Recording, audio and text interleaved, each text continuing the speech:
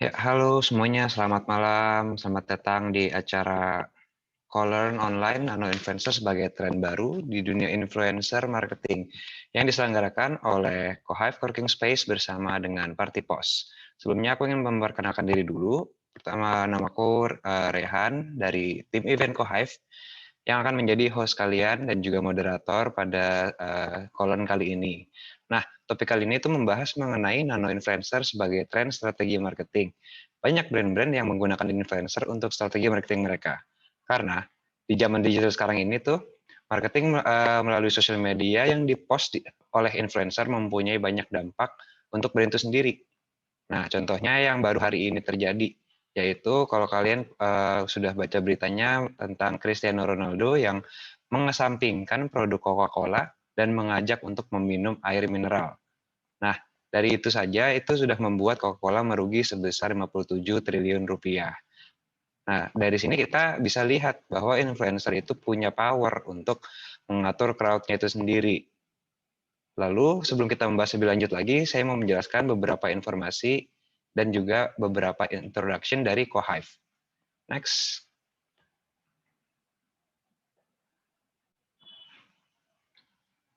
Oke, nah untuk seminar kali ini akan ada Q&A session yang nanti akan dibawakan setelah speakers menyampaikan materinya.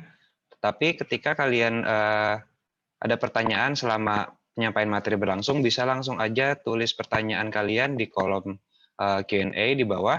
Sebelum kalian lupa untuk bertanya, jadi langsung aja ketika ada pertanyaan yang di pikiran kalian bisa langsung tulis di kolom Q&A. Kalau misalkan kalian ada masalah atau ada kendala selama acara berlangsung, bisa juga langsung tulis saja di kolom chat. Nanti dari tim Party Post juga akan membantu kalian.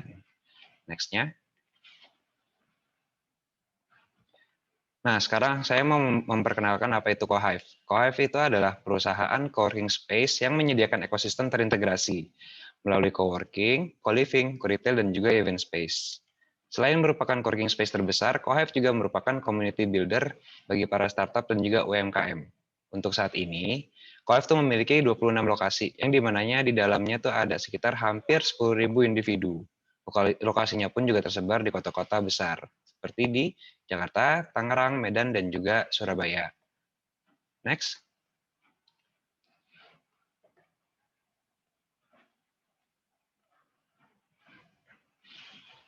Ya, nah ini adalah beberapa produk dari Cohive. Di antaranya yang pertama ada FlexiDesk, di mana kalian bisa menyewa tempat kerja di ruang terbuka per bulannya. Lalu yang kedua ada Private Office, di mana kalian bisa menyewa untuk, di mana perusahaan tersebut bisa mendapatkan ruangannya itu sendiri. Lalu yang ketiga ada BTO, sebenarnya mirip seperti private office, hanya saja BTO itu mempunyai privilege untuk mendesain kantor itu sendiri sesuai kebutuhan dari perusahaannya. Lalu yang keempat ada meeting room yang dapat disewakan per jamnya. Next.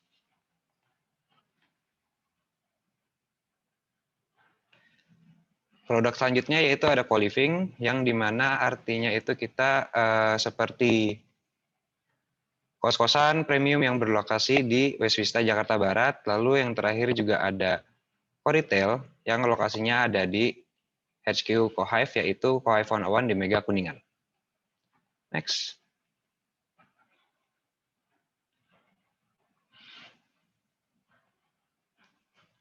Oke, acara-acara dari Cohive juga mempunyai salah satu tujuan untuk menghubungkan member-member Cohive dengan calon partner mereka. Karena kita mempunyai harapan untuk menciptakan kolaborasi untuk berkembang bersama-sama. Next.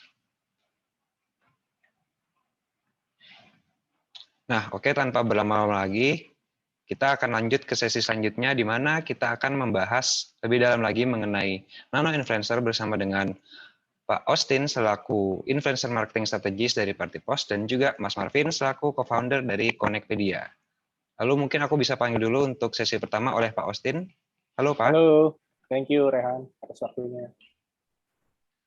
Oke, mungkin bisa langsung aja dijelaskan bagaimana materinya dan juga mungkin ada perkenalan sedikit dari Pak Austin. Silahkan dilanjut Pak. Siap, oke. Sebelumnya terima kasih sudah mau menyempatkan untuk hadir ke acara ini, Mas Rehan juga.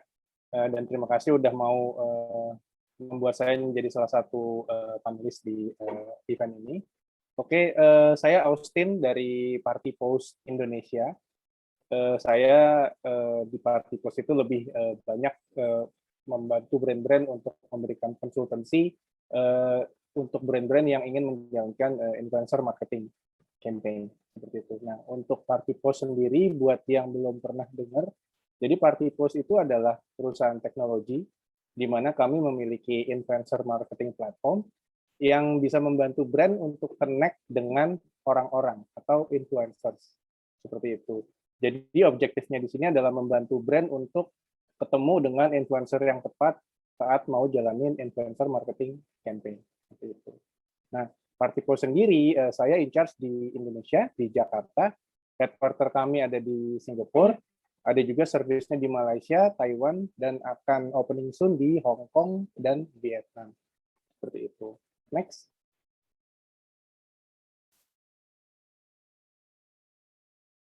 Oke, pembahasan kali ini adalah nano influencer sebagai tren baru di dunia influencer marketing.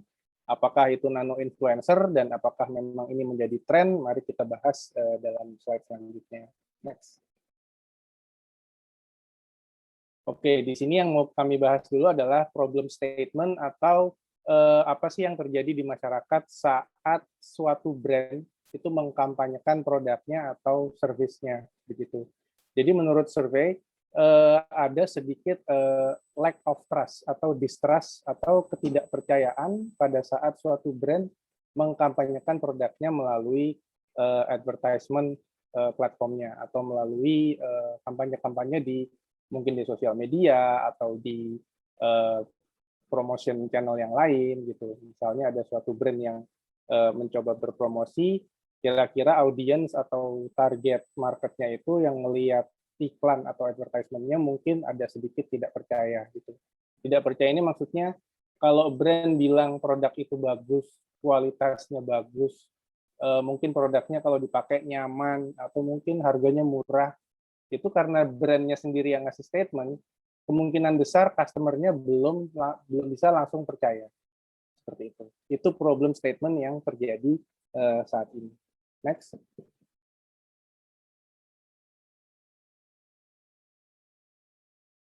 Oh, kelebihan.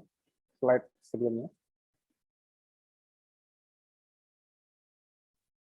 Slide sebelumnya, sorry. Oh, sorry. Next. Oke. Lalu dengan problem yang barusan kami sampaikan, apa sih yang bisa bikin customer itu percaya untuk sampai akhirnya memutuskan untuk membeli suatu produk?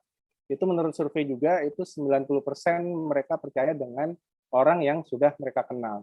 Jadi keputusan untuk membeli produk itu saat ini banyak di-trigger atau di-stimulate oleh recommendation dari orang-orang yang mereka kenal. Next.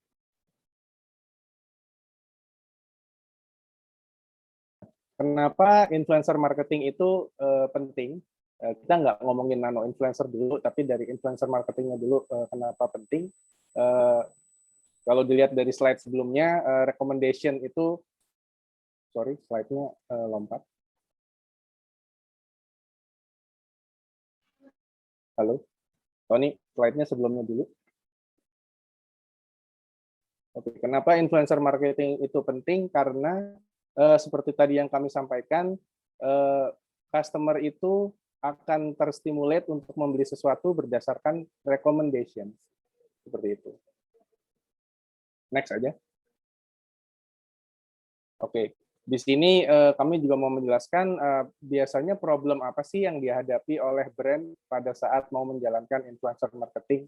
Problem yang paling sering ditemui oleh brand adalah menemukan influencer yang tepat, menemukan influencer yang relevan untuk menyampaikan pesan dari brand tersebut.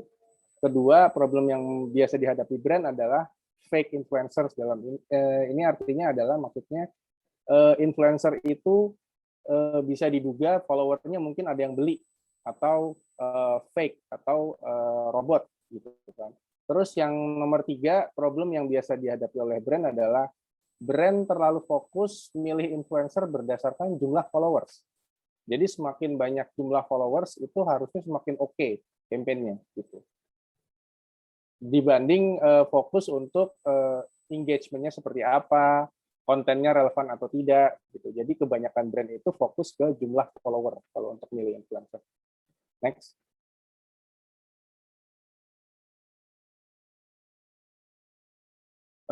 Party Post Pyramid di sini maksudnya kami mau menjelaskan di Party Post sendiri itu kami mengklasifikasikan influencer itu menjadi 4 tipe. Yang pertama adalah sebutannya mega influencers, itu di mana followernya itu antara 1 juta, di atas 1 juta. Itu sebutannya untuk mega influencers. Yang kedua itu macro influencers, followersnya antara 100 sampai 1 juta follower sosial medianya. Yang ketiga ada micro influencers yang 10.000 sampai 100.000 follower sosial medianya. Nah, yang terakhir yang jadi pembahasan kali ini adalah nano influencers yang followernya itu maksimum 10.000 follower sosial medianya. Nah, apa sih bedanya bedanya mega dengan nano sudah jelas jumlah followernya. Cuman biasanya brand itu untuk memutuskan kapan pakai mega influencer atau kapan kerjasama dengan nano influencers, itu biasanya pertimbangannya suka beda-beda. Maksudnya beda-beda. Untuk mega influencer sudah pasti jangkauannya atau reach-nya itu jauh dibanding nano influencers. Jadi when it comes to objektif campaign-nya mau naikin brand awareness, sudah pasti mega influencers pun pilihan yang tepat. Tapi apakah nano influencers bukan pilihan yang tepat jika ingin raise brand awareness? Tidak juga, karena nano influencer atau everyday people ini kalau mau menandingi mega, berarti mereka harus banyak yang menjalankan campaign dari brand tersebut. Itu. Next. Apa sih nano influencer? Seperti tadi dijelasin, dari jumlah followernya itu maksimum 10.000. Tapi kenapa sih brand harus consider untuk pakai influencer? Nano influencer? Apa sih yang nano influencer bisa lakukan untuk brand? Jadi analoginya seperti ini. Misalnya seorang mega influencers, saya nggak bisa sebut nama, seorang mega influencers yang followernya 1 juta, 5 juta, katakanlah followernya 5 juta. Suatu hari influencer ini menggunakan sepatu dari brand yang terkenal. Brand yang inisialnya N lah misalnya, sepatu sport gitu. Terus lalu influencer ini bilang, wah sepatu ini nyaman banget ya. Gitu. Nah, once influencer ini posting dan 6 juta followernya lihat dan baca postingannya, mungkin ada asumsi kalau, oh itu influencer ini ada endorsement deal nih dengan brand sepatu tersebut, gitu kan. Nah, kalau seorang nano influencers yang followernya itu teman-temannya, mungkin tetangganya, teman mainnya, terus teman satu alma mater, koleganya, yang followernya mereka itu ya mostly ya inner circle-nya mereka sendiri gitu. Kalau seorang nano influencer memposting tentang suatu produk, katakanlah sepatu tadi dibilang nyaman untuk lari gitu. So that's actually a message atau pesan yang ingin dia sampaikan ke followernya. Sepatu ini nyaman loh untuk dipakai lari. So mungkin akan ada feedback dari followernya karena teman-temannya sendiri kan pasti yang jadi follower. Itu beneran nyaman sepatunya. Belinya di mana? Harganya berapa? Si nano influencer ini pasti dengan gampangnya atau dengan spontannya langsung bisa jawab pertanyaan si followernya gitu. Tapi apakah seorang mega influencer nggak bisa ngasih feedback yang sama? Bisa.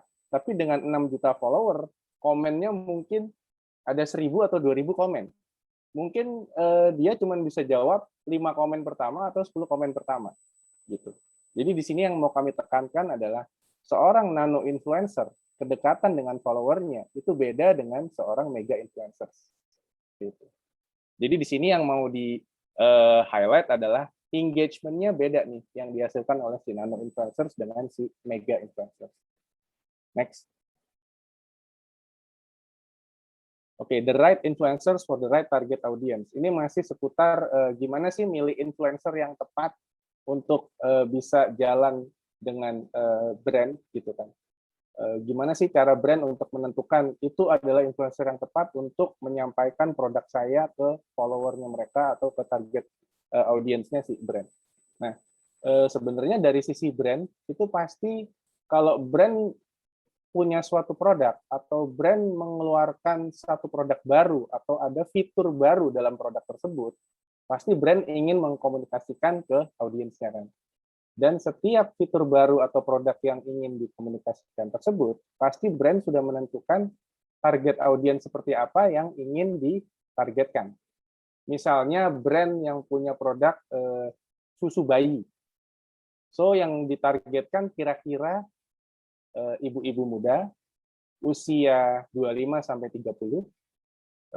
Lokasi mungkin Jabodetabek, lokasi tergantung dari coverage area produk tersebut. Betul ya? Jadi misalnya produk tersebut hanya tersedia di Jabodetabek, ya udah pasti target audiensnya pun untuk Jabodetabek customer-nya. Atau kota-kota yang dekat dengan Jakarta, mungkin ya Bekasi, Tangerang, itu masih dekat. Gitu, contohnya. Nah, hubungannya apa? Nah, kalau jalan dengan nano influencers, karena nano influencer ini followernya adalah inner circle mereka, sudah pasti followernya tidak jauh berbeda profilnya dengan si nano influencer tadi. Dari mulai tempat tinggal, mungkin nggak jauh beda, gitu kan. Mungkin radiusnya nggak terlalu jauh, tempat tinggal followernya dengan si nano influencernya. Dari mulai interest, mungkin seleranya sama, gitu. Si nano influencernya suka traveling atau suka kuliner, berarti kira-kira followernya pun mirip-mirip dia, karena itu temannya sendiri, gitu. Jadi untuk nano influencer itu harusnya lebih mudah untuk mengklasifikasikan atau profiling seperti apa yang diinginkan, bisa dari jenis kelamin, maunya moms atau pria wanita, dari rentang usia mungkin maunya 25 sampai 30, location-nya balik tadi Jabodetabek, kategorinya mau apa nih, interest-nya apa, jalan-jalan, suka kuliner atau suka shopping, itu bisa ditentukan. Itu bisa dijadikan requirements atau syarat-syarat seorang influencer bisa jalanin campaign dari brand tersebut. Itu. Next. Oke, di sini yang mau kami highlight adalah the smaller community, the higher the content effectiveness yang akan bisa di-generate oleh smaller community tersebut. Untuk meng-highlight lagi statement kami yang tadi, bahwa seorang nano influencer yang menyampaikan pesan ke followernya, itu kualitas kontennya atau feedback atau engagement dengan followernya itu pasti berbeda dengan mega influencers.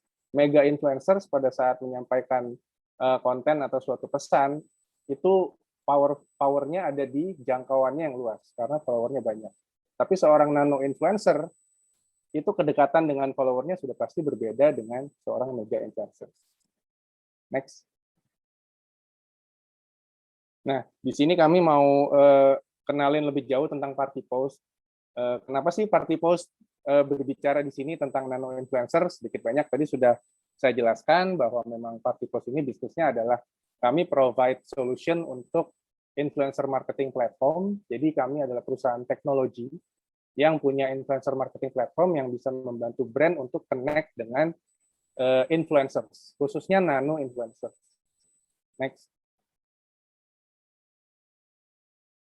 End-to-end marketing end-to-end influencer marketing platform yang kami provide itu biasanya akan inline dengan campaign goals atau marketing objektif dari tiap brand yang campaign bersama kami.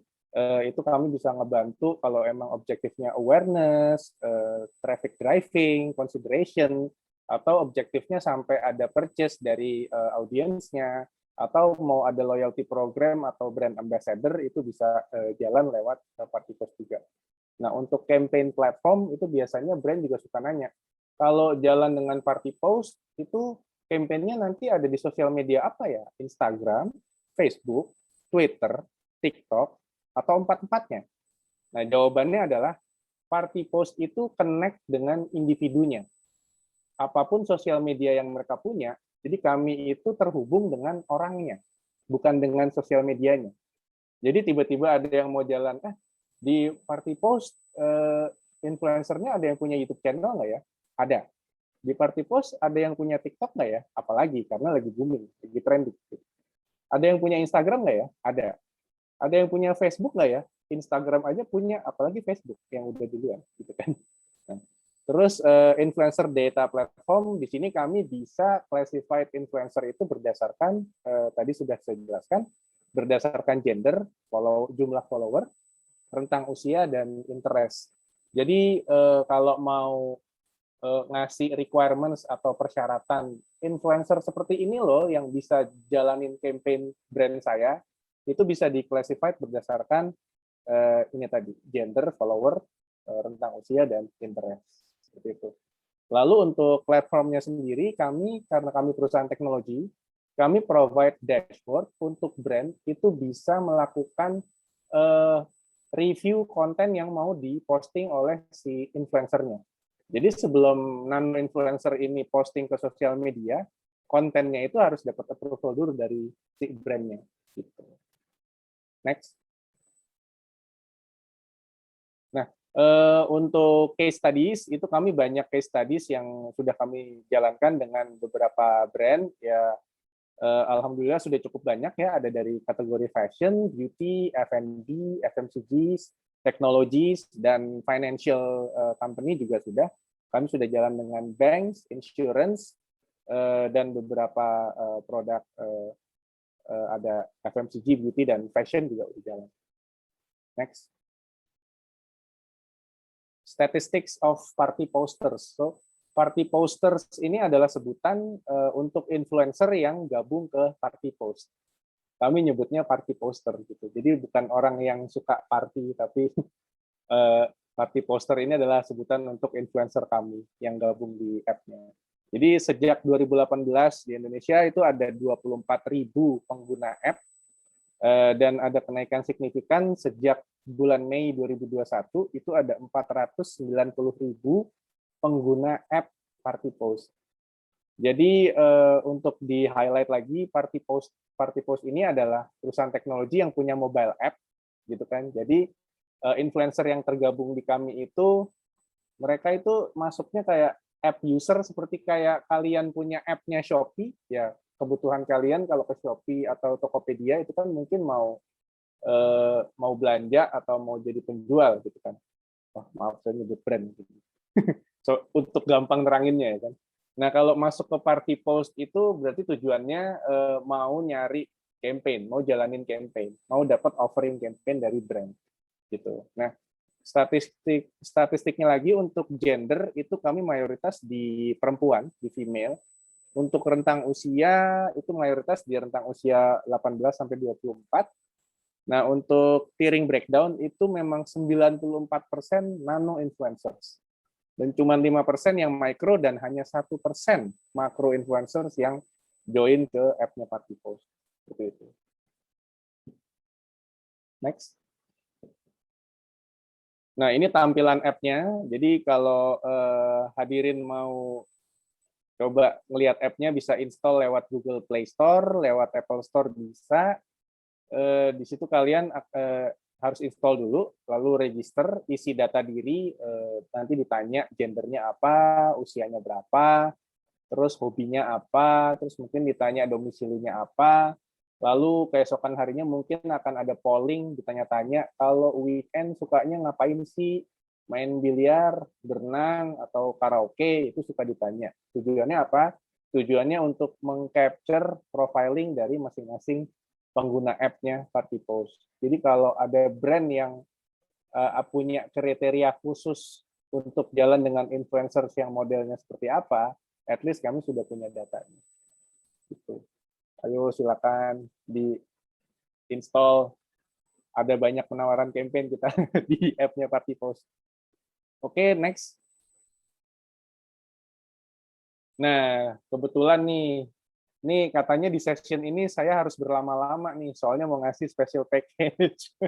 Jadi kami di momen ini mau ngasih special package itu 22 juta, dapat cashback 2 juta, hanya untuk 5 brand pertama. Caranya gimana? Di sebelah kanan ini ada QR code. Hadirin Bapak-Bapak, Ibu-Ibu bisa scan QR code-nya, bisa daftar untuk menjadi 5 brand pertama yang berhak mendapatkan special package ini. Nanti detailnya seperti apa dari tim kami bisa menghubungi bapak-bapak dan ibu-ibu yang coba daftar. Gitu. Udah cukup lama belum Newton? Ayo nih kalau udah kita lewat, kalau ini udah next, ini nggak akan balik lagi ya. Jadi kalau mau coba nggak ada salahnya. Kalau mau nanya-nanya gitu kan, lumayan special package-nya lumayan banget soalnya. Dan ini applicable only for Jabodetabek. Ini maksudnya yang butuh audience Jabodetabek ya, yang butuh influencers di domisili Jabodetabek. Dan komposisi audiensnya atau komposisi influencernya itu mostly di female 70%, male 30%. Rentang usia 17 sampai 30. Itu masuk ke special package ini. Harusnya cukup lebar ya, 17-30 lebar. Cukup jangkauannya cukup lebar harusnya. Dan Jabodetabek itu kota besar. Harusnya brandnya bapak-bapak, ibu-ibu masuk nih lokasi Jabodetabek kan. Gitu. Gimana, Mas Tony? Mau di next atau?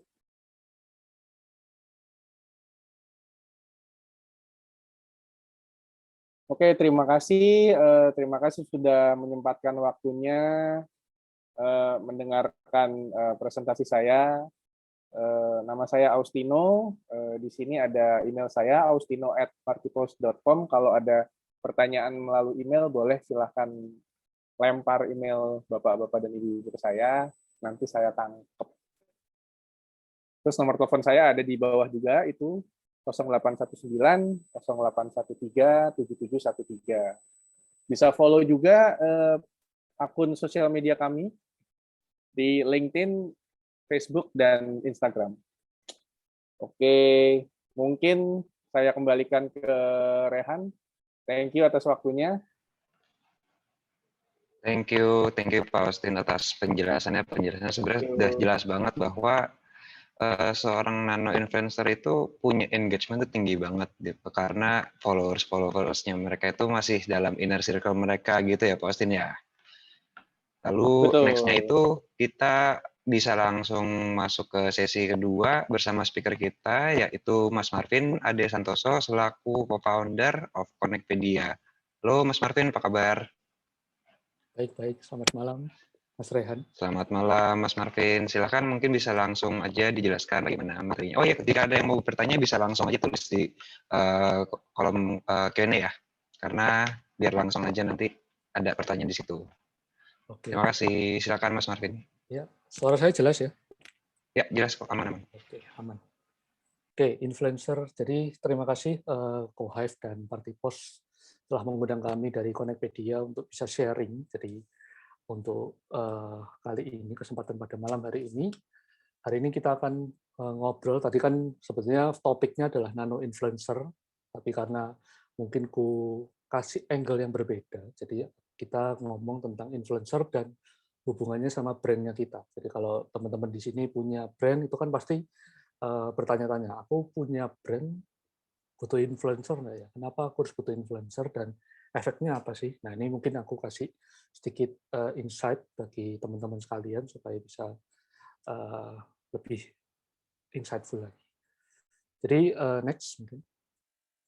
Jadi mungkin perkenalan sedikit ya. Jadi kalau namaku Marvin, aku sebagai brand strategis, aku di sini punya beberapa brand di under. Jadi kalau hari ini saya mewakili Connectpedia sebagai co-founder, jadi pekerjaan lainnya saya juga sebagai creative director di Maru Design dan Tribeka, kemudian juga saya juga ada partner di bidang salah satu influencer, makro influencer di Explore Surabaya. Kemudian selain itu juga sebagai entrepreneur, branding strategist dan designer, co-writer dari buku Stupid Marketing, dan juga saya mengajar di salah satu di Petra Christian University di Surabaya. Next. Mungkin saya jelaskan sedikit mengenai Connectpedia. Jadi kalau kita sih intinya adalah sebuah komunitas yang berbasis para influencer. Kita berbasis ke arah konsultan, dimana kalau konsultan gini kan biasanya adalah B2B. Next. Ya, kalau konsultan kan B2B, jadi kita sebagai platform yang mempertemukan antara komunitas konsultan dengan para pebisnis seperti Bapak Ibu. Jadi kita punya banyak hal, bisa dari lewat majalah kita menyampaikan ide-ide dari para konsultan kita.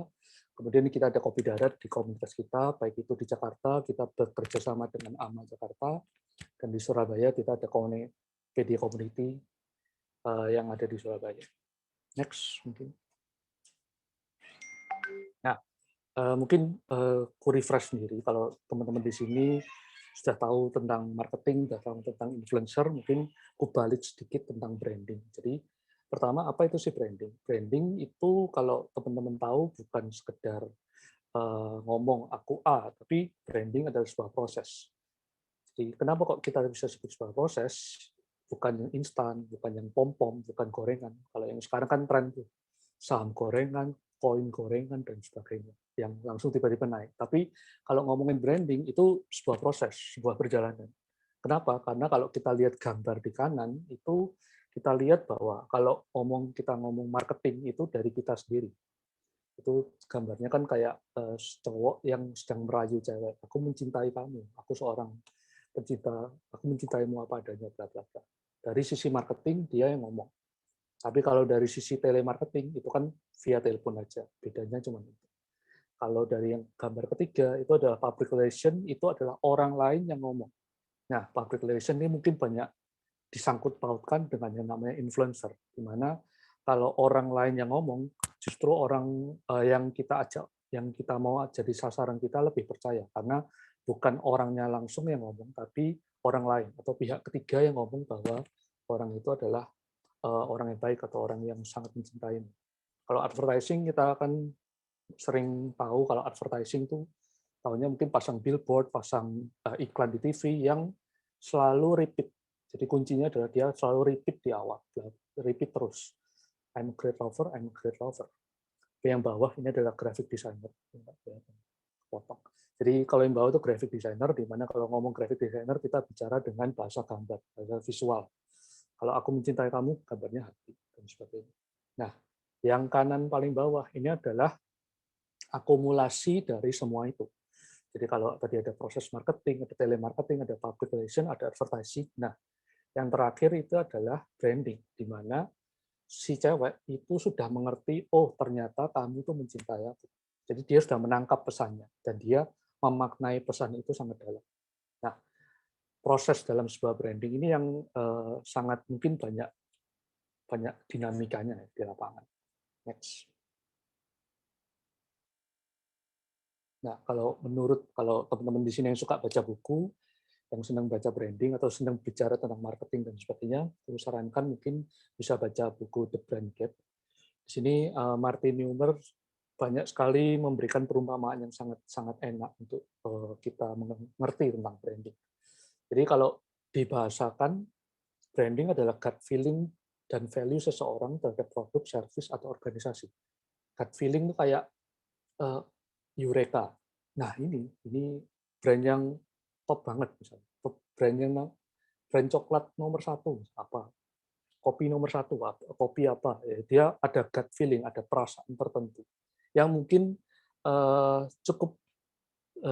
bukan cukup subjektif di masing-masing orang, karena kalau ngomongin perasaan itu kan sesuatu yang subjektif. Nah, tapi perasaan subjektif ini harus kita tangkap dan harus kita sampaikan ke khalayak yang lebih banyak, supaya value terhadap seseorang, produk dan service ini bisa memiliki persepsi yang sama. Brand juga merupakan perjalanan hubungan yang berkembang berdasarkan persepsi dan pengalaman pelanggan. Jadi kalau ngomongin branding itu sebuah walking, kita berjalan terus kayak tadi, bukan gorengan. Ada perjalanan, ada hubungan yang berkembang berdasarkan persepsi dan pengalaman. Hubungan yang berkembang ini seperti apa? Kalau kita ngomong tadi nano influencer atau kita ngomong tentang makro influencer, itu kita kan pasti tidak mungkin cuma ngepost sekali.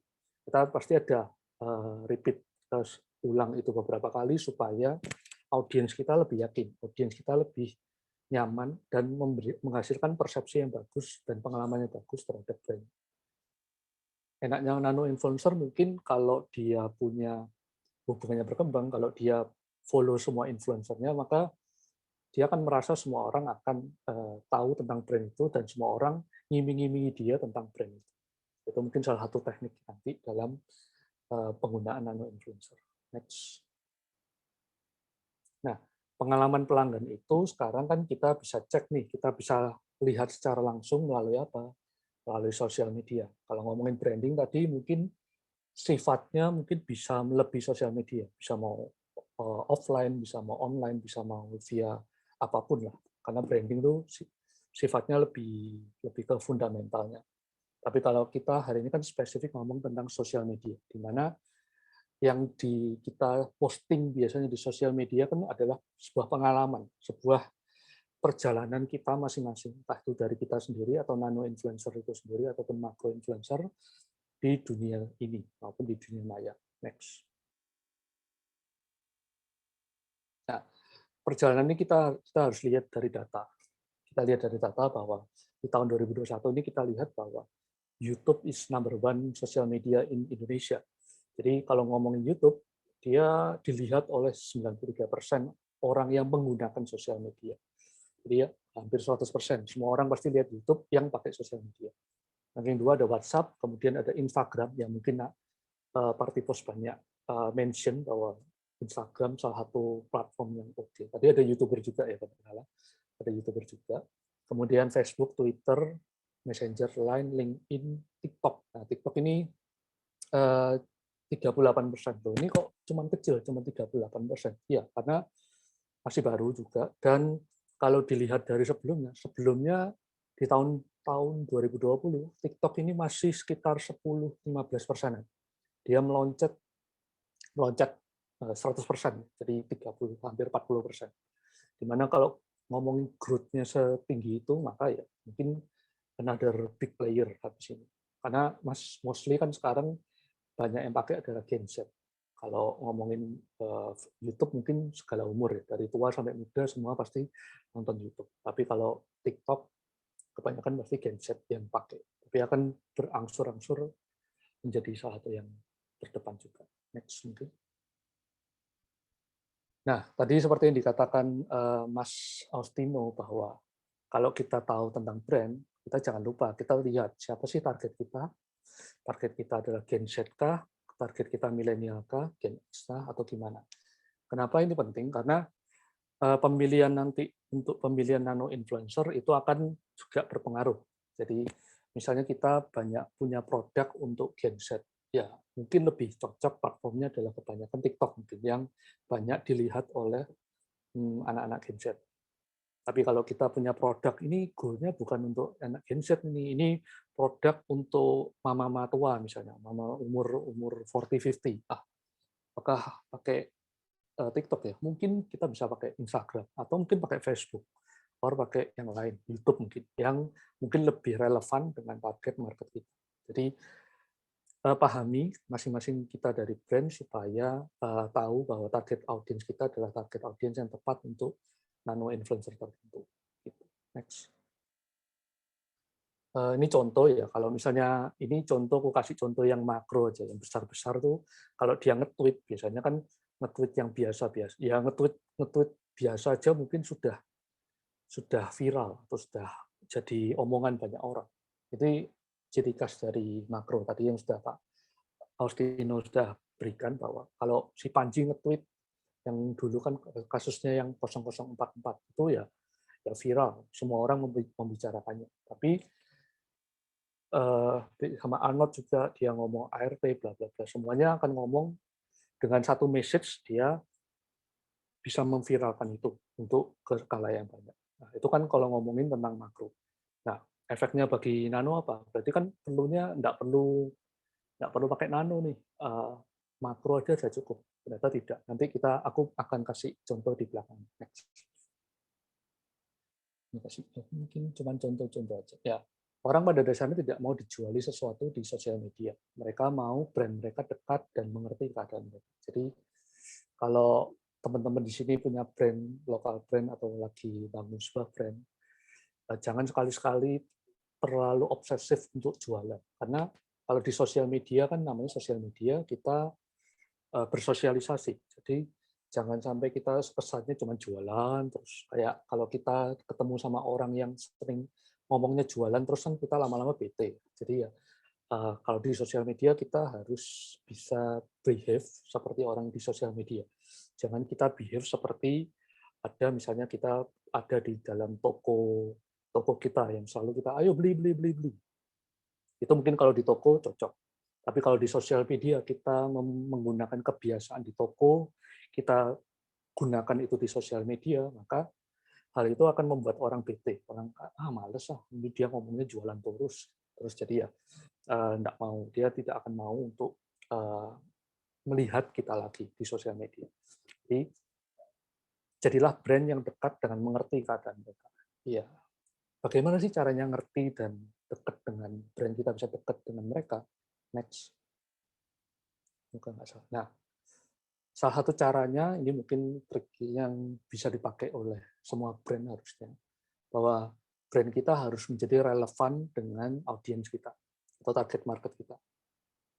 Apa itu relevan? Relevan itu adalah kita kan kalau sebagai brand, seringkali kan kita mungkin terjebak dengan namanya, kita pengen jualan nih, kita pengen promo, hard selling, kita pengen hard selling buy one get one free dan sebagainya, promo diskon 50%. Aku mau ngomong itu, tapi aku juga mau ngomong yang lain. Aku mau ngomong itu, tapi kalau aku ngomong itu terus-terusan, maka orang kan bosen. Ya sosial media kalau cuma dibuat diskonan atau cuma promo doang kan, ya sudah, tanpa ada konten atau konten yang lain. Nah, kita harus seimbangkan itu dengan what they are interested in. Apa yang mereka sangat-sangat tertarik, atau mereka sangat tertarik apa, nah itu yang harus kita juga pancing di sosial media. Itu yang dinamakan relevansi. Kita harus mengimbangkan antara yang mau kita katakan dengan yang mereka tertarik. Jadi ada korelasi dan relevansinya supaya mereka juga mau ikut tertarik dengan brandnya kita. Next. Nah ini yang kemarin lagi viral, minggu lalu ya. Minggu lalu yang lagi viral, teman-teman ada yang beli. Kalau ada yang ARMY di sini, mungkin bisa sharing atau tunjuk tangan. Jadi apa sih hubungannya nano influencer? Kenapa kok kita influencer? Kalau tadi ngomong influencer kan salah satunya pasti ya pakai influencer skala global sampai yang nano, di mana kalau nano kan individu-individu kecil.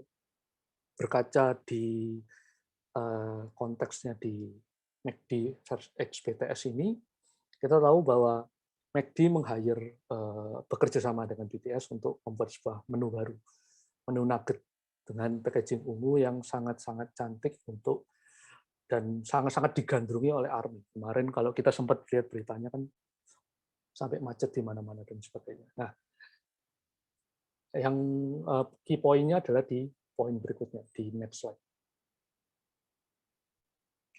Ternyata selain dari BTS, yang menjadi keviralan lain adalah orang lain, atau kita sebut adalah nano influencer, itu juga mau secara sukarela untuk mengikuti hype-nya mereka. Hype-nya dalam hal ini apa? Hype untuk ngeposting packaging-nya, hype untuk ngeposting, oh ini macet loh di sini, bla bla bla bla. Hype untuk ngeposting macet di mana, Gojek lagi antri nih, bla bla bla. Itu semua dilakukan oleh ya netizen yang notabene mungkin kalau dalam konteksnya Partipos ini adalah nano influencer, di mana mereka juga punya power walaupun mungkin limit dengan followernya mereka, tapi mereka mau menginfluence sesuatu. Kalau di berita-berita kita lihat kan ya banyak berita-berita lain, berita yang jadwal BTS lah apa semua itu kan dari sisi media, tapi kalau dari sisi nano influencer mereka dengan sukarela untuk ngeposting itu di sosial media mereka, baik itu dalam bentuk postingan atau itu yang secara organik. Nah, kalau ngomong BTS ini secara organik, yang dilakukan oleh Partipos ini kan secara terstruktur. Kita bisa mengeset apa yang mau kita sampaikan ini ke market. Nah, itu enaknya. Kita bisa ngeset apa yang kita mau dari brand mau ini ke dalam influencer. Next. Nah, ini sebagai contoh. Jadi mungkin ini nggak banyak sih waktu. Jadi aku kasih contoh mungkin bagaimana sih efeknya nano influencer terhadap sebuah brand atau event atau promo. Jadi di komunitas kita di Connectpedia itu sempat di tahun lalu kita mengadakan sebuah conference. Jadi kita tiap tahun mengadakan sebuah conference di mana annual conference ini yang biasanya kita lakukan secara offline, kita tahun lalu karena pandemi kita lakukan secara online. Dimana kalau ngomongin online kan ya seperti ini, kita seperti webinar, berinteraksi dengan audiens yang mungkin tidak yang secara dunia maya. Nah, pada saat itu kita berpikir, wah kita harus untuk supaya lebih besar gimana nih? Karena notabene kalau offline aja orang mungkin yang betul-betul tertarik ke sini, tapi kalau online orang yang tertarik pun mungkin agak males karena melihat terlalu karena online ya, jadi kayak gitu. Kita pakai teknik bahwa kita harus bekerja sama nih dengan para influencer ataupun para pembicara kita, karena kita sebagai komunitas kita punya kekuatan untuk bisa kolaborasi dengan banyak pembicara. Jadi kita adakan nih event 3 hari 3 malam untuk 33 pembicara selama 3 hari. Kita undang nih beberapa istilahnya influencer ataupun nano influencer, karena kan kalau ngomong pembicara capability-nya kan dia adalah expert, dia pasti punya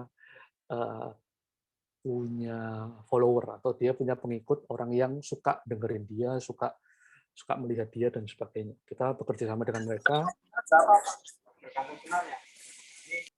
Oke, kita bekerja sama dengan mereka.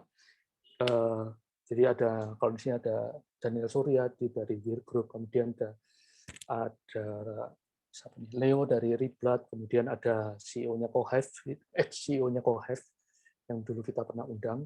Kemudian ada kakaknya Sandiaga Uno, kita undang juga. Kita undang Aryo Adimas dari Loket.com, kemudian kita undang Julio juga dari komunitas bisa ekspor. Jadi kita kolaborasi dengan banyak speaker. Goalnya adalah memang dari speaker bisa sharing juga terhadap audiensnya mereka, sehingga mereka bisa kumpul jadi satu di acaranya kita. Ya kita gunakan kombinasi lah makro, mikro dan nano. Karena ya tiap orang ini punya capability yang beda-beda dari speakernya.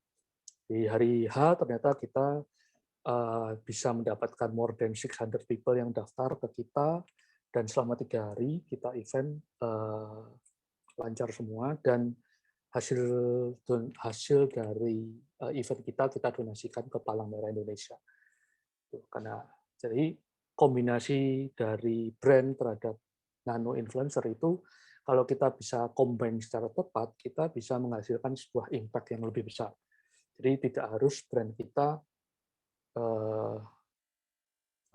tidak harus gandeng yang besar-besar aja, tapi kalau kita bisa kombinasikan antara apa yang mau kita sampaikan di campaign dengan apa yang kita punya, baik itu nano, mikro, dan makro, kita bisa membuat sebuah impactful yang sesuai dengan kemauan dari brand kita.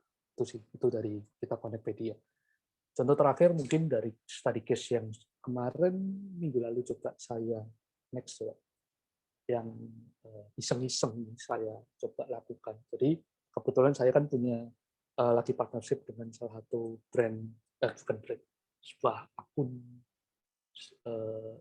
makro influencer. Jadi lagi collab, lagi kemudian kita iseng nih, kita tanya coba coffee shop favoritmu karena ini akun sport Surabaya, jadi ya coffee shop favoritmu di Surabaya apa sih?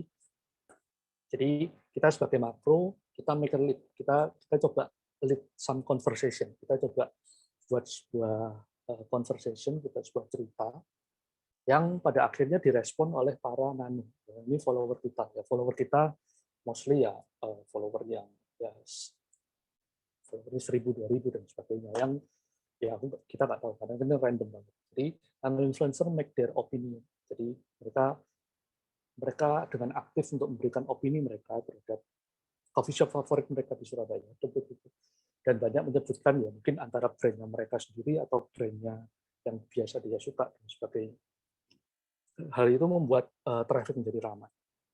Dalam hal ini, people react to know more about the brand. Jadi pada saat setelah hasil survei ini kita bagikan, ternyata kita kan mention untuk beberapa brand kopi yang cukup famous di Surabaya. Ternyata yang ngeklik ya, maksudnya yang kita istilahnya mendatangkan traffic ke brandnya mereka itu cukup banyak. Jadi Misalnya dari brand A 160, 400, 500. Jadi intinya mereka kepo terhadap apa hasil dari nano influencer itu sampaikan. Gitu. Next coba. Terakhir mungkin ini belum. Jadi ini beberapa insight yang confidential sebetulnya, tapi ya nanti pas di sharing di hapus dulu aja. Jadi resultnya coba kita coba menangkan dari both parties. Jadi kita coba pakai win-win solution untuk semuanya.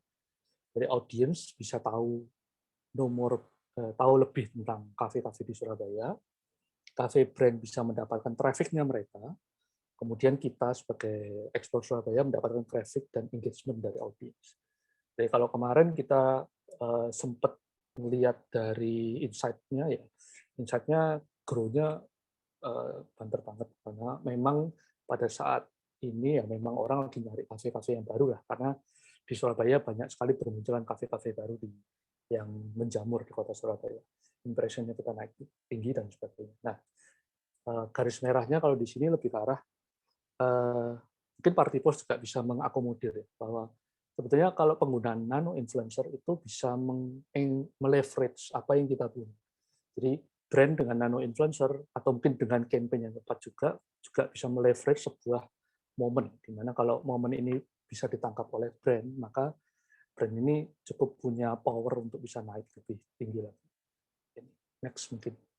Terakhir mungkin dari saya lebih ke arah tips ya. Jadi tips-tips singkat sih, kalau kita sebagai brand strategis biasanya memberikan tips singkat yang cukup simple supaya bisa dijalani oleh masing-masing pemilik brand. Jadi usahakan jangan hard selling, walaupun pakai nano influencer pun mungkin kontennya jangan langsung hard selling. Ayo beli ini ya, ya mungkin di sebagian kecil nggak apa-apa, tapi jangan itu jadi yang utama, karena kayak tadi kita sudah share bahwa kalau ngomongin hard selling di awal itu pasti orang akan cenderung bosen atau biasa aja. Itu tidak akan terlalu digubris karena tidak menarik bagi mereka. Pakailah sebuah campaign atau review pengalaman dari nano influencer. Itu bisa memberikan efek yang lebih berbeda. Kayak tadi kita suruh para nano influencer untuk mention apa sih coffee favorit, bla bla bla. Kalau bisa didompleng oleh brand, mungkin banyak nano influencer yang nyebut brand tertentu. Nah, itu mungkin bisa jadi salah satu ciri khas yang bisa dikombinasikan. Kemudian yang kedua, choose kembali, yang seperti Party Post tadi ngomong, bahwa kita harus memilih niche segmentation kita. Kita punya brand kopi yang cocok untuk orang di kafe atau orang Bali misalnya. Ya udah, kita niche-nya orang Bali apa. Atau kita punya produk oatmeal cocok untuk para cewek-cewek yang suka senam misalnya. Ya udah, kita fokus ke segmen ini. Jadi misalnya kita pilih nano influencer pun mungkin misalnya suka senam, ya mungkin kita cari nano influencer yang suka senam juga, jadi supaya lebih nyambung. Terus kita bisa pakai lebih dari 40 ya mungkin. Jadi Mas Austino tadi ngomong lebih dari 100 malah kalau bisa untuk nano. Tapi kalau teman-teman mau bisa dikombinasikan dengan mikro or makro. Jadi supaya punya efek yang berbeda-beda. Yang keempat, combine with makro atau mega atau supaya ada leverage-nya. Kayak tadi yang kita coba sesuaikan tadi di contoh sebelumnya, bahwa kita Explore Surabaya sebagai makro, kita coba ngetes nih. Ternyata efeknya juga memiliki efek yang lebih besar daripada cuma hanya nano. Jadi kita bisa kombinasikan dari makro atau mikro atau nano kita supaya lebih enak lagi. Kemudian use nano influencer agency to manage all nano influencer. Kalau di manage sendiri mungkin bingung ya. Di sini kan Party Post fokus untuk memanage semua itu. Jadi kalau teman-teman bingung, ya bisa langsung ke Party Post untuk kontak lebih lanjut. Itu saja kayaknya. Next, mungkin terakhir. Oh iya, terakhir saya jualan.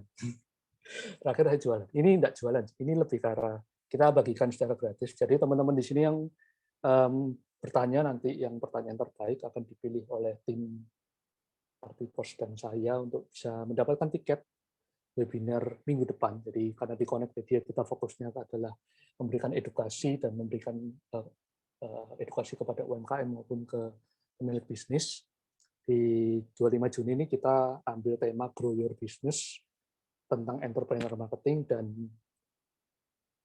base HR system. Jadi kita ada HR, ada entrepreneur marketing. Ini 2 hari kita akan melakukan webinar. Kalau teman-teman mau join, silakan bertanya melalui kolom chat. Itu aja dari aku. Thank you sudah mengundang saya di sini. Next, mungkin kalau misalnya mau kontak lebih lanjut, bisa ke nomor saya di 0822 4458 7378 atau di email di marvin@marudisan.net. Thank you semua atas waktunya.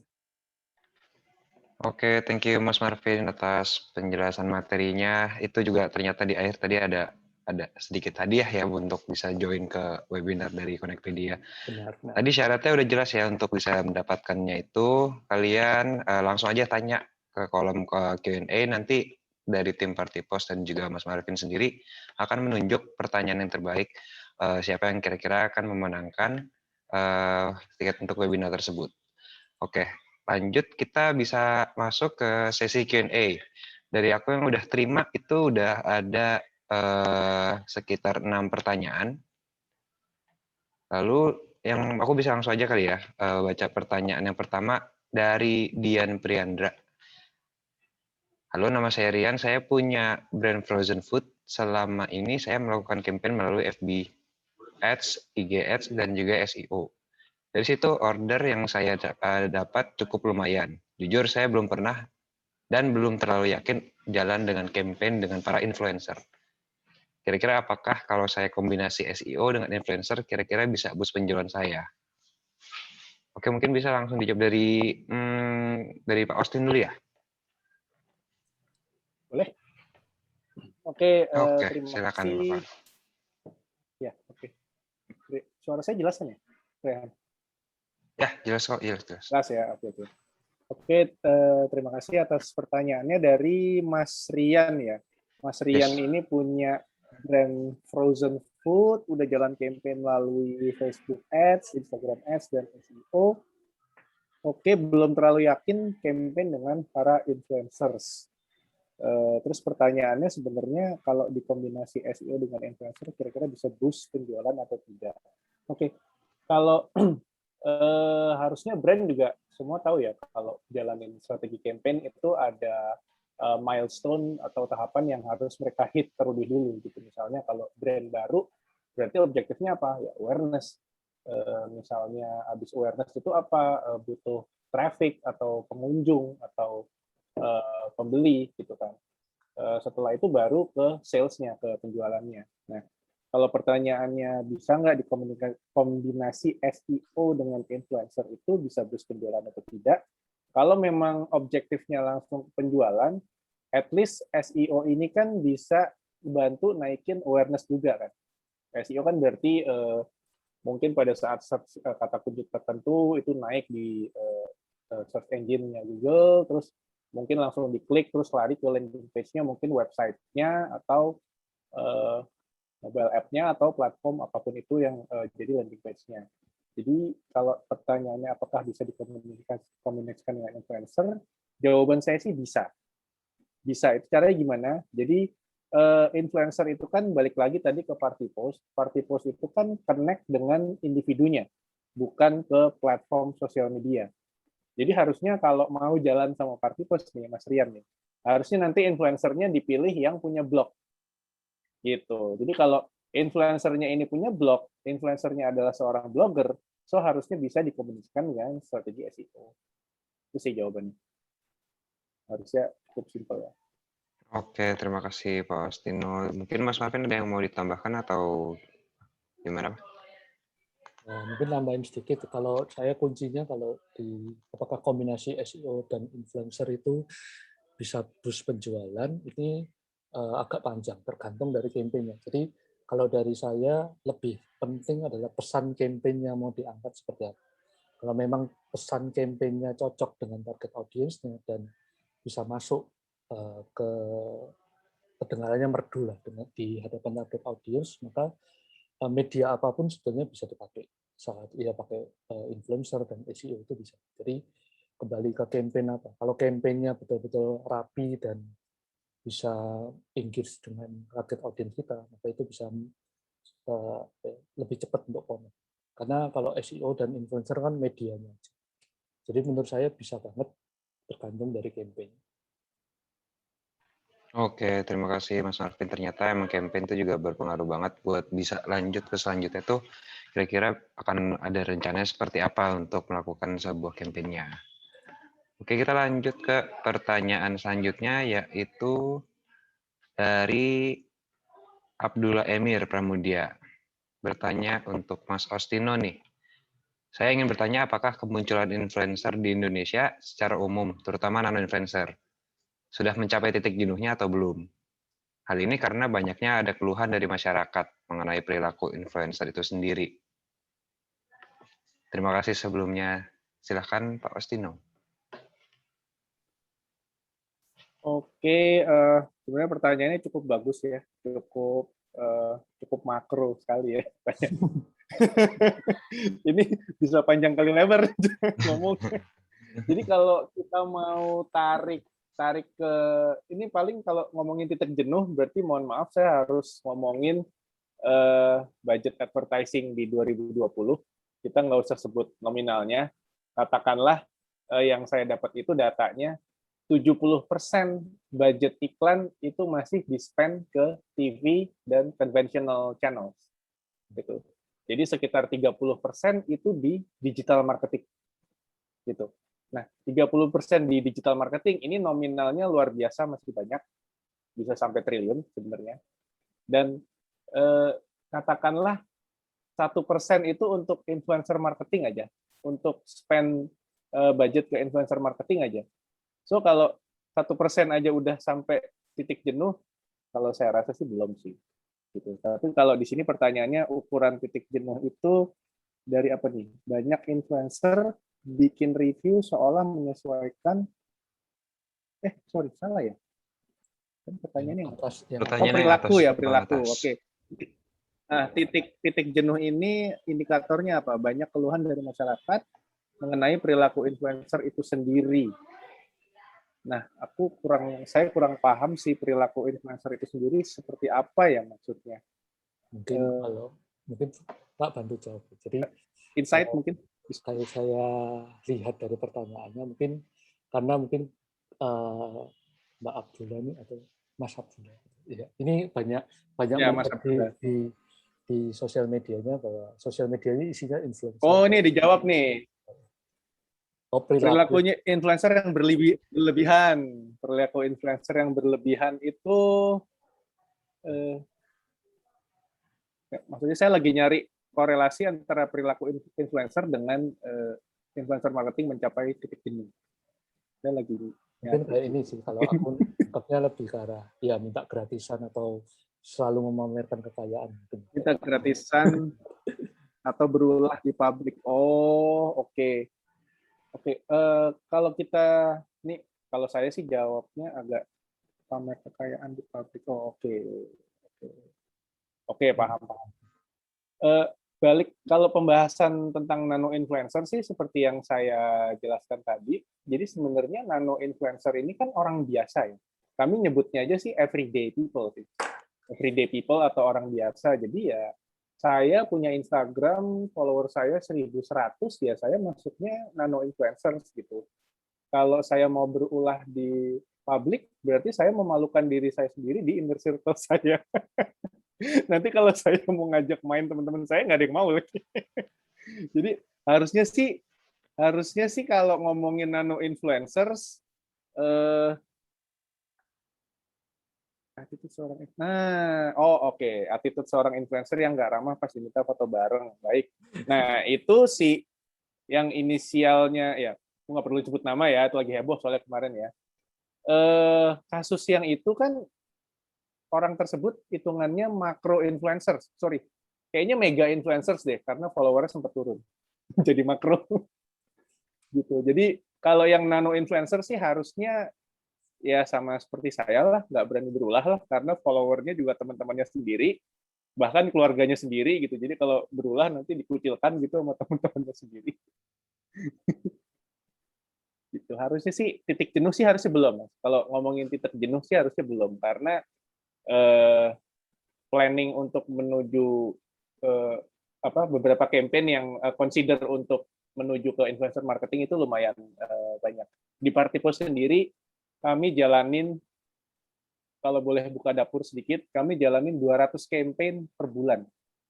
Bukan dari 200 brand ya, tapi dari satu brand itu jalanin beberapa campaign. Jadi harusnya sih belum sampai titik jenuh sih. Gitu, dari saya sih cukup, Mas Rohan. Oke, ya berarti kalau untuk titik jenuh karena sekarang juga masih bisa dibilang fleksibel banget ya untuk dunia nano marketing ya. Makanya jadi bisa Betul. dibilang tuh belum ada titik jenuhnya atau dan belum bisa diperkirakan seberapa. Mungkin bisa lanjut lagi ke pertanyaan berikutnya. Ini pertanyaan tadi aku udah baca duluan, cukup menarik sih. Karena ini membahas mengenai ada makro influencer juga. Pertanyaannya yaitu, oh ini dari Anonymous ya. Pertanyaannya itu, apakah berarti bisa dikatakan yang lebih efektif itu nano influencer dibandingkan dengan makro influencer? Coba bagaimana pendapat dari para speakers pada malam ini? Gimana? Siapa dulu? Siapa duluan? Mas Marvin duluan? Boleh Mas Marvin duluan. Oke, gantian. Jadi ya malam Mas Anonymous. Berarti apa yang dikatakan lebih efektif nano dibandingkan dengan makro? Kalau dari kacamata brand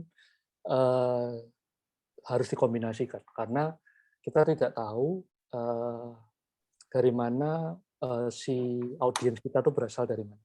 Kalau kita ngomong apakah efektif nano atau mikro, menurut saya tergantung dari kembali pesan campaign. Karena ngomongin pesan campaign, kalau cuma nano mungkin juga ya ada di circle-circle tertentu yang mungkin nano itu punya. Tapi kalau makro dikombinasikan dengan makro kombinasikan dengan nano, maka efeknya kayak yang tadi aku ngomong kayak mungkin kayak MACD, di mana kalau MACD kan sebetulnya sama, dia set dari yang besar dulu dari mega, tapi yang kecil-kecil dia jalankan juga. Jadi dia istilahnya main atas bawah supaya brand awareness-nya lebih dapat. Tapi kalau budgetnya terbatas ya mungkin harus dikondisikan kira-kira makro seperti apa yang harus diambil, nano seperti apa yang harus diambil. Kalau menurut saya sih begitu. Mungkin Mas Austin ada jawaban lain. Baik. Jawabannya sebenarnya kalau dari saya sih kurang lebih sama dengan Mas Marvin. Kalau ditanya, kami juga di Partipos sering ditanya gitu kan. Karena for your information, selain kami jalan dengan nano, kami pun jalan dengan tiering yang lain kan. Ada nano, ada micro, ada makro, dan ada mega.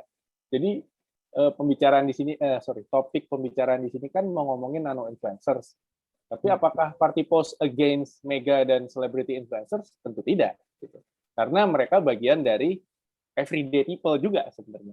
Gitu. Jadi actually Partipos itu connect brand with everyone. Karena makro dan mega pun kami juga jalan bareng. Gitu. Ada beberapa campaign. Jadi kalau ditanya apakah efektif nano dibanding makro, itu bisa diambil dari angle budget plan-nya mungkin. Kalau makro influencer sudah pasti punya red cards, ya kan? Mega influencers itu punya red cards. And for your information, nano influencer itu belum punya red card. Kalau boleh buka dapur nih. Nano influencers itu belum punya red card gitu. Jadi kalau jalan sama makro itu biasanya dari budget sekian juta itu dapat misalnya 1 atau 2 orang. Tapi kalau jalannya dengan nano influencers itu ya harusnya dapat 15-20 orang mungkin gitu dengan budget yang sama gitu. Jadi tergantung definisi efektifnya dari sisi mana, sisi budget atau dari mana gitu. Lalu kalau dari result itu juga pinter-pinter brandnya pakai strateginya gimana gitu kan. Kalau makro dan mega itu biasanya memang reach-nya jauh lebih luas. Jadi kalau memang objektifnya awareness sudah pasti ya ke makro dan mega gitu. Jadi jangan ragu-ragu gitu. Jadi kami tidak mendiskreditkan wah nano lebih efektif dibanding makro, tidak gitu karena ya influencer juga. Bahkan yang nano pun kalau naik kelas jadi mikro lalu naik kelas jadi makro ya dia tetap orang yang sama gitu kan. Tetap individu yang sama gitu. Kalau dari saya sih gitu. Berarti itu semua tergantung dari campaign itu sendiri plus dari budget plan-nya juga ya? Dan itu semua sebenarnya akan lebih baik kalau misalkan emang semuanya itu digabungin juga. Seperti itu. Bisa. Semua baik lagi tergantung campaign-nya sama budgetnya sendiri. Oke, berarti Betul. sudah terjawab dari Anonymous. Bisa lanjut ke berikutnya. Sebentar, aku cek dulu. Sekarang udah. Kita masih ada 15 menit lagi. Masih ada 6 pertanyaan. Banyak juga ya. Aku coba lanjutin dulu ya. Lanjutnya dan Nerissa Benedita. Saya ingin bertanya, bagaimana cara brand bisa membangun trust yang kuat di hadapan konsumen lewat influencer tanpa harus melakukan paid promote secara konvensional atau terlalu paksaan sehingga terlihat seperti real review, karena banyak influencer yang membuat review seolah-olah menyesuaikan dengan message yang positif-positif dari brand. Berarti ini inti pertanyaan seperti gimana kita bisa percaya sama influencer tersebut kalau misalkan mereka membuat honest review seperti itu ya. Mungkin bisa langsung dijawab. Silakan. Dari Pak Austinnya dulu Saya mungkin. dulu kali ya. Iya. Boleh. Cara brand membangun trust yang kuat di hadapan konsumen lewat influencer tanpa harus melakukan paid promote. Oke. Idea dari influencer marketing itu sendiri kan tadi kan saya pernah bilang kalau recommendations itu bisa menstimulate seorang customer untuk memutuskan membeli suatu produk. Oke, jadi kalau berangkat dari recommendations, berarti sebenarnya yang mau di-create lewat influencer marketing itu, original plan-nya adalah word of mouth advertising. Betul ya? Saya rasa semua setuju. Jadi idea awalnya adalah ini kita mau mengenerate word of mouth advertising. Terus kalau paid promote berarti bukan real review lagi dok, maksud pertanyaannya gitu kan. Nah, tapi memang influencer marketing yang dijalankan sekarang ini emang kebanyakan memang paid promote atau kami bilangnya incentivized campaign gitu. Jadi orang yang terincentivized untuk dikasih tugas ngeposting sesuatu ya mereka akan posting sesuatu karena mereka terincentivized gitu. Mereka dikasih insentif gitu kan. Nah, tapi kalau saya mau cerita di Party Post, that's why kami sudah sadar hal itu terjadi di dunia influencer marketing. Jadi sebenarnya idenya kami untuk jalanin campaign itu adalah kami tidak nunjuk influencer untuk menjalankan campaign. Jadi gini, misalnya ada brand bilang, oh kita mau jalan dengan Party Post, tapi butuh cowok, cewek usia 25-30. Jadi itu cara mainnya kami adalah kami tidak assign atau tidak menunjuk beberapa influencer di Party Post untuk jalankan campaign. Bukan. Tapi kami menawarkan di app-nya Party Post, ada campaign nih dari brand X, bayarannya sekian, SOW-nya atau mission-nya atau taskings-nya disuruh melakukan posting ini, dan ini, gitu. Mereka yang merasa relate dengan brand-nya dan tertarik, itu mereka akan ambil campaign-nya. Gitu. Tapi kalau ada pikiran, wah terang aja pasti tertarik, uang dibayar. Nah, balik lagi tadi, saya pernah buka dapur barusan, kalau nano influencers itu bayarnya udah pasti jauh lebih kecil dibanding mega influencers. Jadi yang menstimulate mereka untuk ambil campaign tersebut adalah satu, seorang nano influencer itu mau menyuarakan suaranya, gitu. Karena itulah yang kami kejar di campaign-campaign yang kami jalankan dengan brand. Gitu. Jadi keputusan untuk nano influencer ini mau menjalankan campaign itu ada di si nano influencers-nya kalau caranya kami gitu. Kalau kami yang nunjuk itu kan kami kayak mereka punya kerjasama dengan kami, kamu kan influencer saya, kamu punya tugas ini, kamu harus lakuin karena kita udah ada kontraknya. Semacam itu mungkin dijalankan oleh agensi influencer gitu. Tapi kalau kami itu justru untuk menjalankan campaign itu kebebasan atau decision-nya ada di influencers-nya gitu. Jadi once mereka tidak convenient dengan campaign-nya, mereka tidak akan ngambil. Once menurut mereka, misalnya brand-nya bilang, jalanin dong produk ini. Once di masyarakat produk tersebut ternyata menurut beberapa orang, mutunya kurang bagus, influencers-nya tidak akan pede untuk ngambil brand-nya. Karena pada saat mereka nge-post, ya mereka bisa dihujat sama teman-temannya. Lo ngomong apa lo, orang nggak kayak gitu misalnya. Seperti itu. Kalau dari saya sih gitu.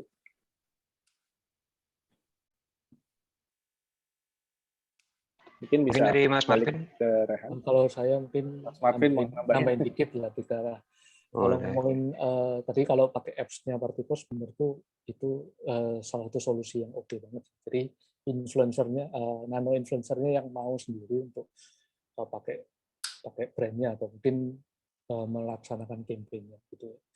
Kalau dari saya mungkin lihatnya kembali dari sisi produk brandnya sih. Kalau memang produk brandnya bagus, harusnya ya dia akan mereview apa adanya, dan kualitasnya para influencernya kan juga kelihatan pasti. Kalau dia ngomongnya fake kan pasti orang malah tidak percaya terhadap brand dia. Makanya integritas dari masing-masing influencer itu juga harusnya jadi itu salah satu kuncinya kenapa orang itu disebut influencer. Kalau dia influencer tapi tidak berintegritas kan malah dia, orang lain malah tidak percaya terhadap apa yang dia katakan. Bagi saya mungkin seperti itu. Oke, terima kasih Mas Marvin. Nah, untuk pertanyaan selanjutnya dari orang yang sama juga, dari Nerisa, yaitu pertanyaannya, bagaimana cara brand bisa melihat tolak ukur keberhasilan campaign dari nano influencer? Karena untuk mega influencer ini, kita bisa melihat jelas dari angka impression dan juga reach-nya yang tinggi. Tapi kalau untuk nano itu sangat kecil. Jadi bagaimana cara mengukur keberhasilan dari nano influencer, dari keberhasilan campaign dari seorang nano influencer. Akan menjawab. Lebih. Ini sebenarnya pembahasan ini kami bahas setiap hari sih sama brand. Emang ini terus yang dibahas. Udah pasti kan? Karena kalau mau jalanin campaign, apapun solusinya, pasti parameternya kan yang dibahas kan. Nanti parameternya apa nih? Objektifnya apa, terus nanti tolak ukurnya apa gitu kan. Ya, ini pertanyaan yang bagus dan emang sangat menarik untuk dibahas. Jadi kalau dari nano influencers dan mega influencers itu kan kalau sosial medianya sama, harusnya tolak ukurnya sama ya. Ada impression, ada reach. Betul, mega influencers reach-nya lebih tinggi karena followernya jauh lebih banyak. Tapi satu orang mega influencers itu kan bisa dikalahkan dengan 1.000 orang nano influencers. Bukan dikalahkan lah, disamakan gitu. Satu orang mega influencer sama dengan 1.000 orang nano influencer gitu kan. Jadi harusnya reach-nya ya sama ya.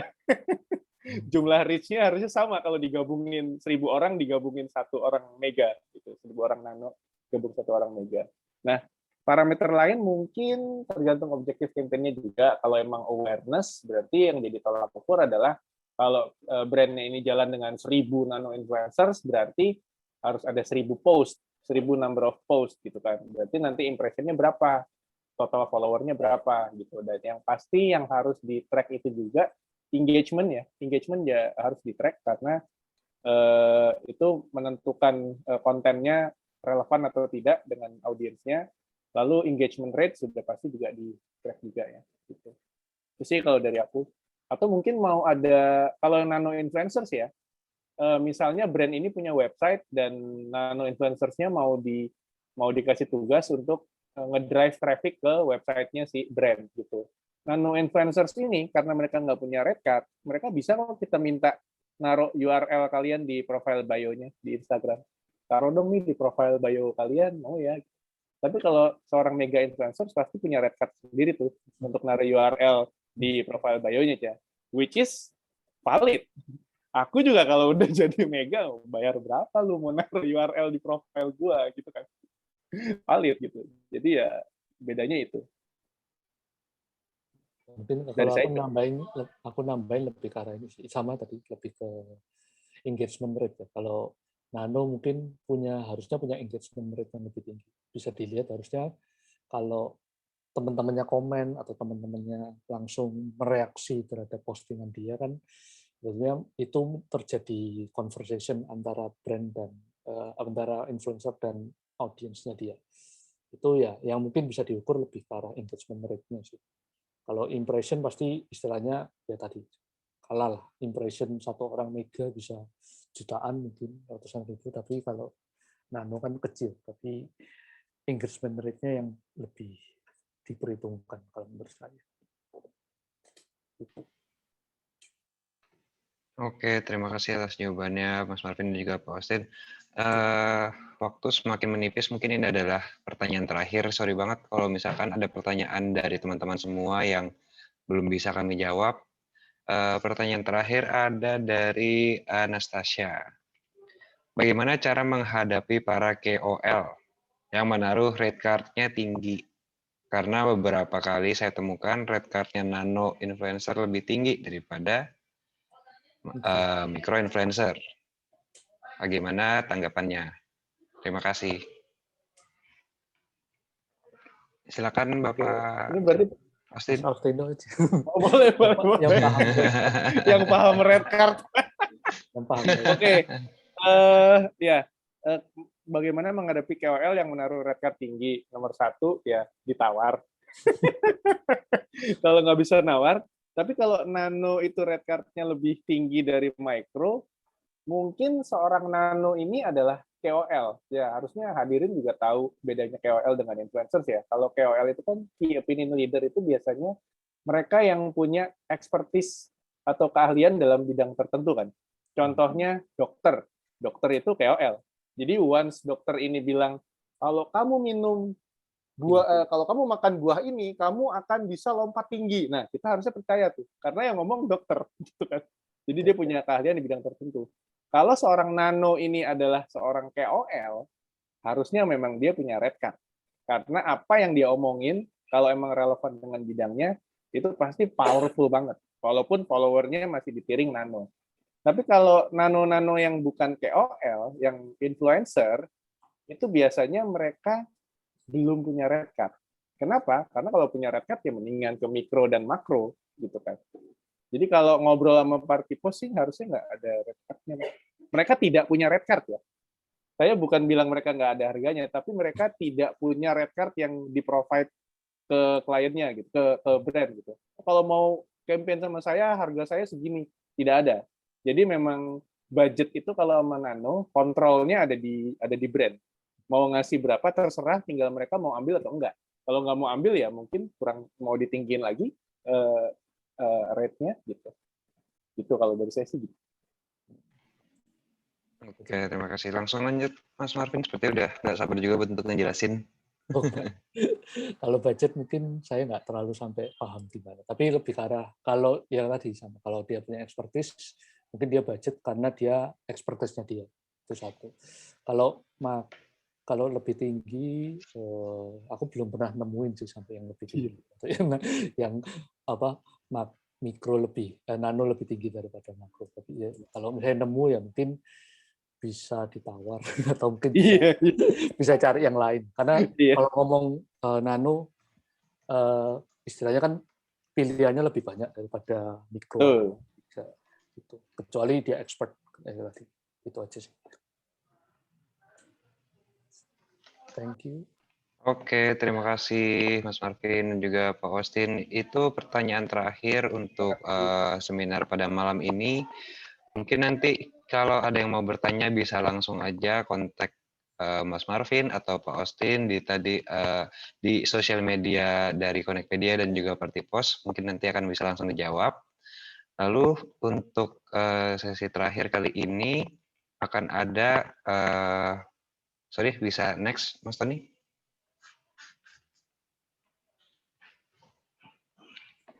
Dari tim Cohive ingin meminta sedikit bantuan untuk mengisi feedback form. Linknya sudah ada di layar kalian. Sebentar aku coba ketik untuk linknya ya.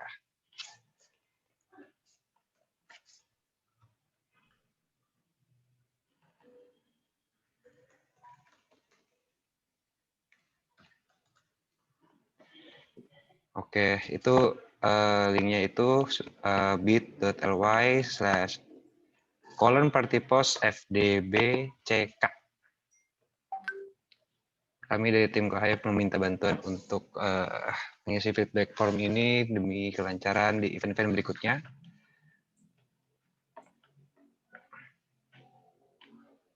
Mungkin bisa dicatat terlebih dahulu atau dibuka terlebih dahulu sebentar.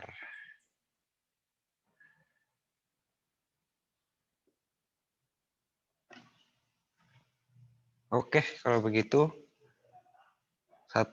Once again, terima kasih untuk teman-teman semuanya yang sudah hadir. Jika kalian masih ada yang ingin dibahas, bisa langsung aja kontak ke speaker dari kita, speaker kita pada malam ini, dan Mas Marvin dan Pak Ostino. Lalu jangan lupa juga untuk mengisi feedback form. Nanti juga dari tim Cohive akan mengirimkan email untuk reminder dari feedback form ini.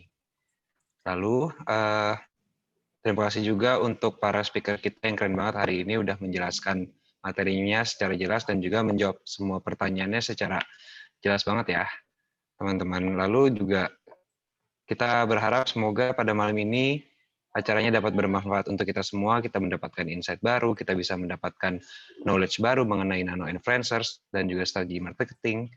Oke, mungkin cukup sampai di sini aja untuk acara pada malam ini.